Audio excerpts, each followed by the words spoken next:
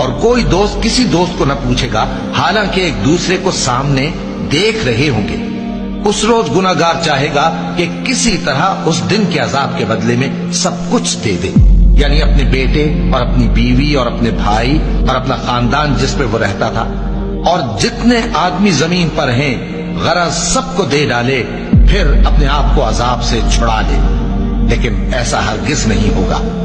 وہ بھڑکتی ہوئی آگ ہے، کھال ادھیڑ کر کلیجہ نکال لینے والی۔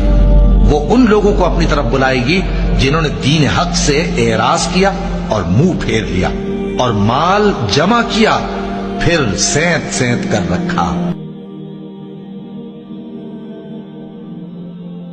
اللہ ہی کو قیامت کا علم ہے، اور وہی مے برساتا ہے، اور وہی حاملہ کے پیٹ کی چیزوں کو جانتا ہے، اور کوئی شخص نہیں جانتا کہ وہ کل کیا کام کرے گا، اور کوئی شخص نہیں جانتا کہ کس سرزمین میں اسے موت آئے گی۔